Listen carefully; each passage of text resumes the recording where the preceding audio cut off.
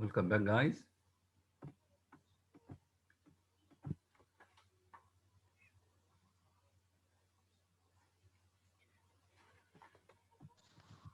Sorry. ورحمة الله وبركاته. Salma and Summer. Salma, Summer. I'm just admitting other people, guys. Sorry. Yeah, Uta. Yeah, Uta. Okay. So we have 15 students so far. 1, 2, 3, 4, 5, 6, 7, 8, 9, 10, 11, 12, 13, 14. So I have the group. Danielle, Hania, Luigi, Minna, Muhammad Abu Farh. This is Kareem. Okay. Minna, Muhammad Abu Farh. Maya, wait. Dahruk, Danielle, Hania, Kareem, Luigi, Maya, Minna, Abu Farh, Omar, Bassam, Peter, Rashwan, Selma, Summer, Yauta, and Jana Subh, I think. Jana? Where is Jana? Jana was in front of me, but she disappeared. Jana Subh, yes. Jana, okay. So, guys, in the first session, there were 4 absentees. Selma, Shahid Ibrahim, Kareem, and Hamid. These 4 guys didn't attend the first session. ده كان attendance بتاع the first session. 23 people attended the session except for Kareem, Shahid Ibrahim, Salma, and Hamid. We have Salma and Kareem with us now. Shahid Ibrahim and Hamid haven't shown up yet. Okay, welcome all. We have 18 students so far. Just wait for, we have Mirna now, Nada, and Yusuf Mashali. Mirna, Nada, and Yusuf. We are still waiting for Gamal, Shahd Tamim, Matar, Kiki. Mashali is here. Okay. And Mariam, I think. Those 4 people haven't shown up yet. Okay. So I'll start by sharing the. Okay, Kiki is here. Kiki. Okay, by sharing the same page or the same paper we were doing in the first session. I think this is the one I mean. We're talking about the themes of A Tale of Two Cities. We mentioned the hope or the possibility of resurrection, and resurrection, coming back to life, and we explained what it means, and the principle of sacrifice, and how some people in the novel sacrifice their lives for the sake of the people they love. Farah is here. Farah.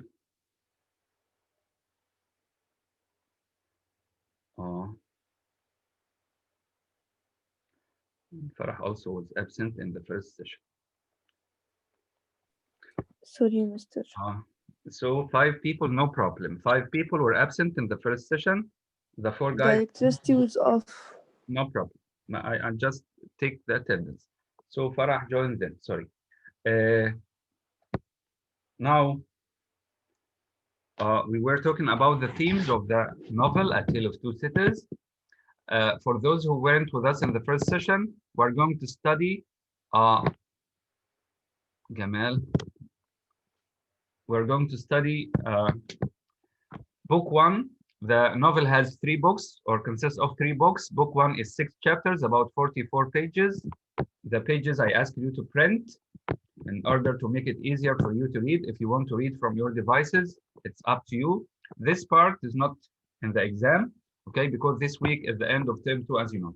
But you need to study it hard, understand everything, because the rest of the novel is based on this part. So theme 3, the tendency toward violence and oppression in revolutionaries.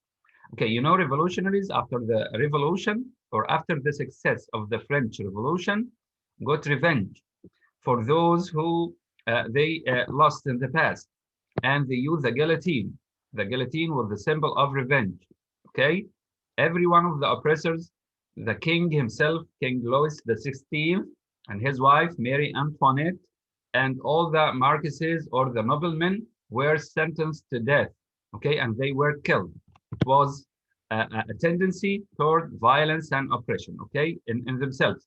Although they were fighting against violence and oppression from the noblemen, they themselves practiced what they were preaching in the past. You know the saying, practice what you preach. Throughout the novel, Dickens approaches his historical subject with some ambivalence. While he supports the revolutionary cause, the writer himself, he often points to the evil of the revolutionaries themselves. Dickens deeply sympathizes with the plight of the French peasantry and emphasizes their need for liberation. He sympathized with them, but the way they had their revenge didn't please him a lot. The several chapters that deal with the Marquis Evremond successfully paint a picture of a vicious aristocracy that shamelessly exploits and oppresses the nation's poor. Although Dickens condemns this oppression, if you don't know oppression, some people الظلم, الكبت, الاضطهاد, الطغيان, okay, oppression, because we say this word very often. However, he also condemns the peasants' strategies in overcoming it. For in fighting cruelty with cruelty, the peasants effect means cause no or get no true revolution. Rather, they only perpetuate the violence, they make it eternal, that they or complete it or continue it. They themselves have suffered. They practice what they have suffered from. Dickens makes his stance clear, in his suspicious and cautionary depictions of the mobs, in his descriptions of the rights of the peasants and how they behave. The scenes in which the people sharpen their weapons at the grindstone and dance the grisly caramanol or French song come across as deeply macabre. Dickens' most concise and relevant view of revolution comes in the final chapter, in which he notes the slippery slope down from the oppressed to the oppressor. Yani you understand the idea of the theme? Those who suffered from oppression practiced oppression themselves. Theme 4, sacrifice. I think we referred to it before, and we saw how Sidney Carton sacrificed his life for the sake of Lucy and the people she loves. The theme of sacrifice is most strongly apparent in Sidney Carton's decision to take Charles Darnay's place, even though doing so means being executed. When the seamstress asks Carton if he is dying for the sake of Darnay, Carton agrees and adds, and his wife and child. I'm dying for him, or for his sake, and for his wife and child's sake. Carton's love for Lucy and her daughter encourages. Lucy had a daughter called Lucy also, okay? Lucy and Charles Darnay, they have a daughter called Lucy. So encourages himself to sacrifice himself because her happiness is more important than anything else. As a man who does not have a family of his own, a drunk, he places more value on Darnay's life than on his own life. Okay? Carton is also aware that he has lived an unproductive and dissolute life and that he has not offered much to the world. Carton believed that his act of sacrifice will redeem everything, will atone for all the sins he had committed before, that has come before, and make his life meaningful. As he reflects to himself, it is a far, far better thing that I do than I have ever done before. Theme 5, class. And you know the idea of class, that society is divided into upper classes and lower classes, the rich and the poor, social inequality, and the class conflict are sources of violent disruption and revolution in France. For generations, aristocrats like Monsieur or Maisonneur have thought of nothing else except their own pleasure and luxury. The rich people thought of nothing but their pleasure and luxury and how they oppress the poor ones, the peasants. The narrator sarcastically parodies the pretensions of the upper classes by describing how four servants are involved in serving an aristocrat his morning cup of chocolate. Can you imagine it? Four servants, four people serve one person with his morning cup of chocolate, and nothing that deep would have been the blot upon his. Let's welcome Mariam. Mariam, you joined late for the second time. If you can hear me, Mariam, the first session you joined relatively late. This time you're about 15 minutes late. Okay, so I'm sorry, I had no problem. trouble in the connection. No problem. Not only are the French aristocrats presented as spoiled and lazy, but they are also shown to be heartless. I told you the story of the man whose carriage ran over a young boy and killed him. And all what he did, he was worried that his horses were injured. And he threw a gold coin to the father of the killed boy. He threw a gold coin on the ground and said, "Take this," and left. Okay, and lacking in any regard for the lives of the lower classes. Monsieur, or I don't know how to pronounce this word. Monsieur, can you help me with it, guys? Monseigneur, or okay. Cruelly tell the working class Parisians that I would ride over any of you very willingly and exterminate you from the earth. This is what one of the rich people said to the poor ones. The theme of class adds an important element of moral complexity to the novel because Dickens presents both the cruelty of the upper classes and the brute violence of the lower classes in equally damning terms. Hi. Myrna, go ahead. Master, you asked about the pronunciation of the word. Okay, go ahead. Help us. It's pronounced Monseigneur. What does it mean? Like monsieur? Or this is, Uh, Mm, just a second. take your time. Monseigneur. It means Lord.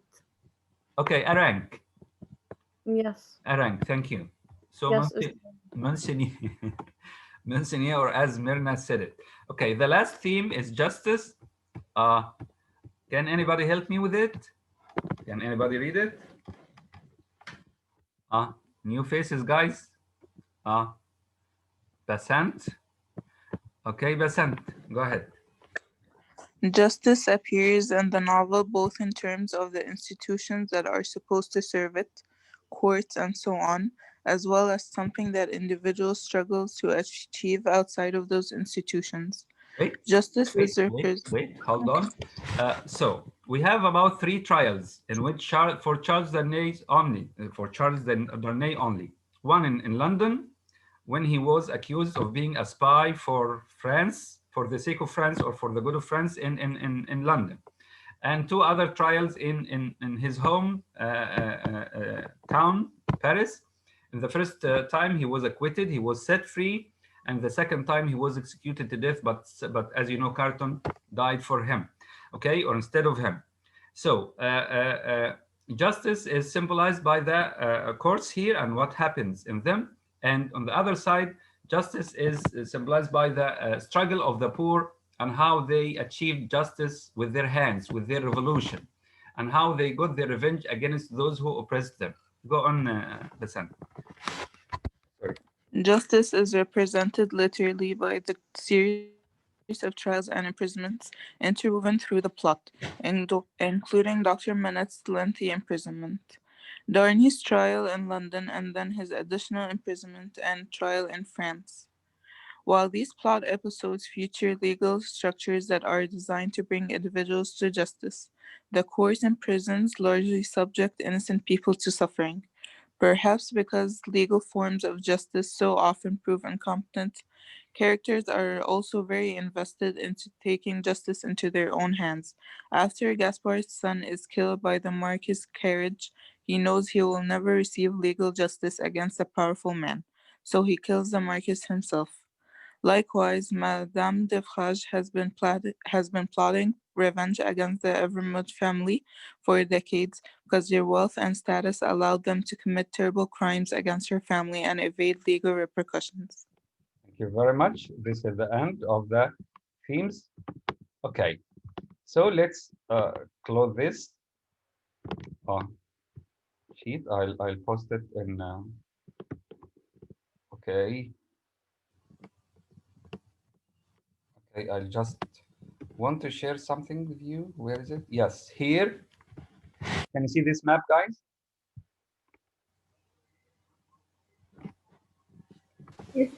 Okay, so this is the border between France here to the right and England here to the left.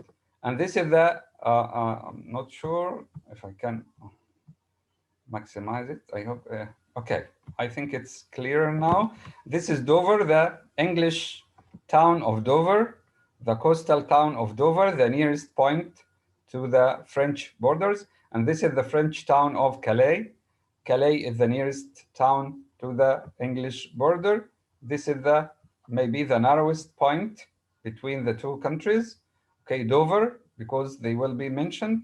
Dover, Dover, and Calais. Dover and Calais. And you know, in America, there is a capital city to one of the states, I think Rhode Island. The capital city of Rhode Island, I think, is Dover. Dover. And Calais. Rhode Island or Delaware. So this is the border, and they the characters used to travel from Dover to Calais and from Calais to Dover again and again. Mary, go ahead. You have a question? Yes, like Calais is located in which country? Excuse me? Like, is Calais on a different continent? No, Calais is in France. Now this is England here, and this is France. Oh, okay. Okay. And this is the nearest, because we'll find the names of these two towns again and again in the novel. Okay, Dover, England, Calais, France. Okay, because the story or the novel is called A Tale of Two Cities, Paris and London, because the events take place in Paris and London. Okay. Type. I want to share the. Sorry. I want to share the. What's wrong? Share. The novel itself. This is chapter 1. The title of, let me remind you again, the novel has 3 books, or is divided into 3 books in one book. Yeah. And as we said in the first session, this is the bestseller ever. This book sold, or this title sold 200 million copies. 200 million copies, the bestseller ever. Okay. Chapter 1 of book 1. Book 1 is 6 chapters. We're going to finish them this week, inshallah. Today, we're going to do chapter 1 only, because we still have about 20 minutes before the end of this session. And the title of the whole book is Recall to Life. The whole book, book 1 of the story, because the story is 3 books. And the title of chapter 1 is The Period. In this chapter, it's about 2 pages only. We don't have any reference to the characters or the events or the plot, but we have the period or the setting. In this chapter, we have the setting of the novel, England and France. How were the issues going on in both countries before the French Revolution? You know, in England, there was another revolution at the same time, around the same time. Can you tell me which revolution? The British or the English king, George III, was suffering at that time, and he was distracted by this revolution, and he didn't take care of the poor people. He was distracted by the revolution against his throne, or against his country. Can you tell me which revolution it is? 1775. American. Yes, thank you. This is Muhammad. Is it Abu Farh or Daniel? No, it's not me, Mr. to be Daniel. honest. Okay, thank you, Daniel. Okay, Muhammad, no problem. So the American Revolution, 1775, 6, you know, the American Revolution against the English king at that time. But the king was distracted. He didn't care about the poor people in his country. Everything was corrupt, as we will see. Who can read the first paragraph, guys? Mariam, okay. Mariam raised her hand first. Mariam? It was the best of times. It was the worst of times. It was the age of wisdom. It was the age of foolishness. It was the epoch of belief. It Epoch, was the epoch of epoch. incredulity. Epoch of incredulity. It was the season of light. It was the season of darkness. It was the spring of hope. It was the winter of despair. We had everything before us. We had nothing before us. We were all going direct to heaven. We were all going direct the other way. In short, the period was so far like the prison period that some of its noisiest authorities insisted on its being received, for good or for evil, in the superlative degree of comparison only. Okay, thank you, Mariam. As you can see, guys, as you can see, we have many paradoxes, much contrast. This is what, let's say, distinguishes that time. Okay, it was, remember the first line, it was the best of times, it was the worst of times. This line, let's say, summarizes what was happening at that time. Okay, rich people enjoying their life, care about their pleasures only, and the poor people are suffering. They don't find what to eat, and they serve this rich people. طبعا the majority was sorry, the majority of any society is the poor people who serve. We talked about the man, the rich man who was served his coffee by four people, four servants, serve him his morning cup of coffee or cup of chocolate. Okay, so it was the best of times, it was the worst of times. It was the age of wisdom. At the same time, it was the age of foolishness. It was the epoch of belief. It was the epoch of incredulity. You know, incredulity is the opposite of belief.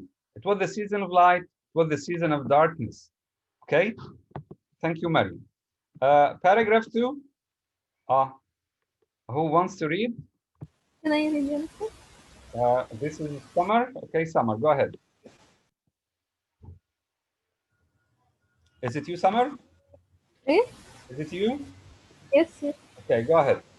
There were a king with a large jaw and a queen with a plain face on the throne of England. There were a king with a large jaw and a queen with a fair face on the throne of France. In both countries, it was clearer than crystal to the lords of the state preserves of wolves and fishes that things in general were settled forever. Great Summer. Thank you. So, on the throne of England, King George III and his wife, I think her name was Charlotte Sophia or Sophia Charlotte, I don't remember. So, a king with a large jaw, you know what a jaw is, and a queen with a plain face, okay, on the throne of England. At the same time, there were a king with a large jaw, likewise, and a queen with a fair face, King Louis the 16th. King Louis the 16th, who was sent to the guillotine after the revolution, along with his wife, Mary Antoinette. If you remember this name, she's a very famous lady. Yani there is a short, a fun story about her when they told her that the people didn't find what to eat, or they didn't find bread Eat to eat. cake. Yes, she advised them to eat cake. Yani they can't find bread, but she said, let them eat cake. What the problem? They don't have bread, let them eat cake. She, يعني she doesn't know what the people are suffering from.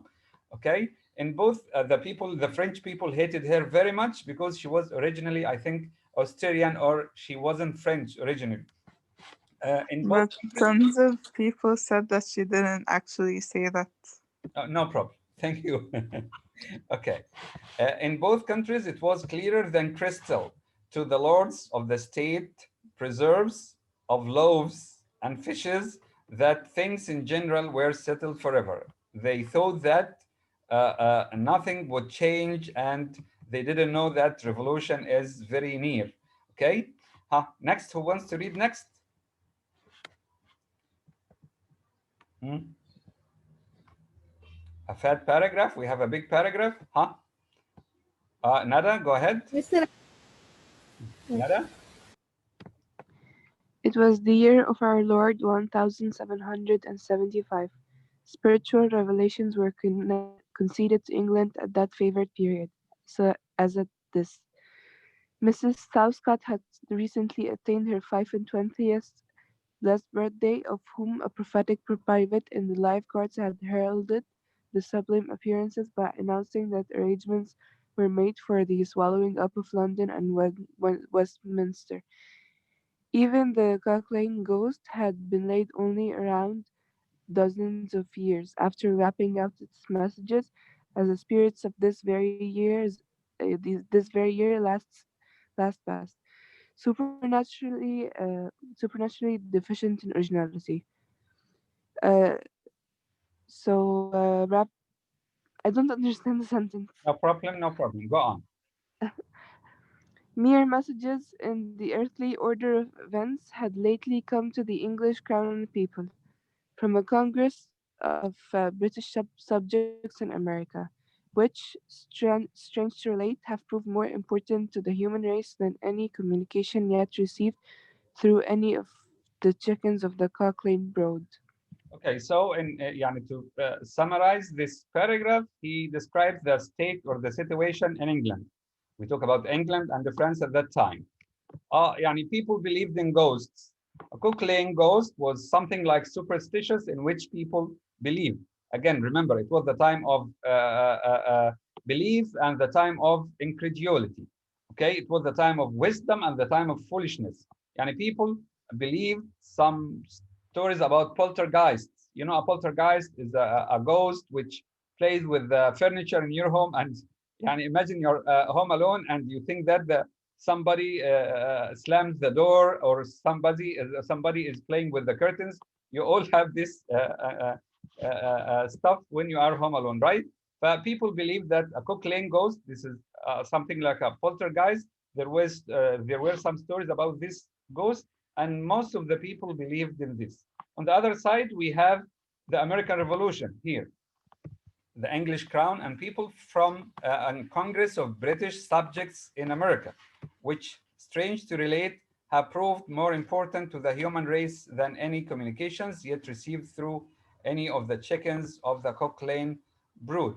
Yani people in America were wise and they worked hard for their independence, although the people back in England were believing in ghosts and such superstitions. Got the point, Nada?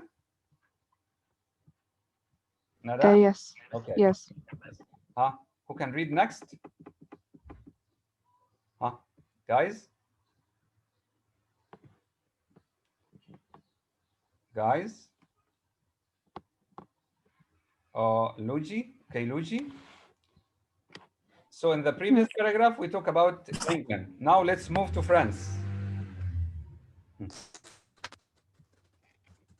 France plus Luigi? favored on the Okay, whole as Luigi. the matter spiritual than her sister of the rolled with exceeding smoothness downhill and of her yes. Luigi, looks like that your internet is not good, or I'm not sure whether it's yours or mine. Guys, can you hear Luigi? I think your internet connection is not good. Okay, sorry, Luigi. Can we ask another person to read? Okay. We still have 2 minutes. Is the problem in okay. Okay, Luigi. Thank you very much. So France, I read because we have 10 minutes before the end of this session. France less favored on the whole.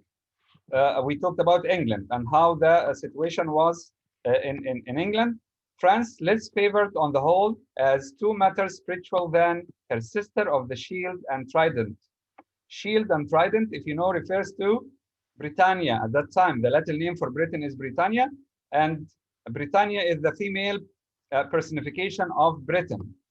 If you type in Google Britannia, you'll find a woman carrying a shield and trident. You know the trident, the weapon with 3 teeth or 3 ends. I think you know it better than me.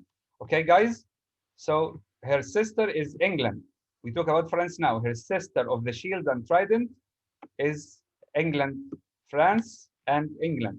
Rolled with exceeding smoothness downhill, making paper money and spending it.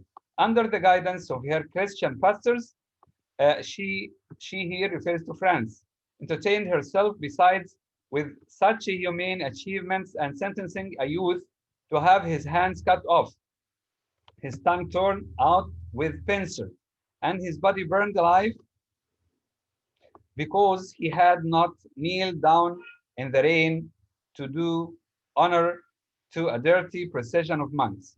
Guys, this was the case in France. France was a little bit more religious. If a young man like مثلا like whoever Matter, for example, doesn't kneel if he sees a host of monks passing by 60 yards away, he would be punished by cutting off his hand and damaging his tongue and burning his body just for not kneeling in front of the monks. At a distance of some 60 or 60 yards, 50 or 60 yards. I hope you understand this part. Okay? If a young man sees a host or a group of monks passing by about 60 or 50 meters away, and he doesn't kneel in the rain in front of them or to greet them, he would be punished in this harsh way. Hands cut off, tongue damaged with pincers, you know what pincers are, and burn his body. Rooted in the woods of France and Norway, there were growing trees when that sufferer was put to death, already marked by the woodman. The woodman is the man who cuts down trees. Fate, okay? Woodman here represents fate. To come down and be sawn into boards. To make a certain movable framework with a sack and a knife in it. Terrible in history. This was, he completes how this young man was punished. Okay?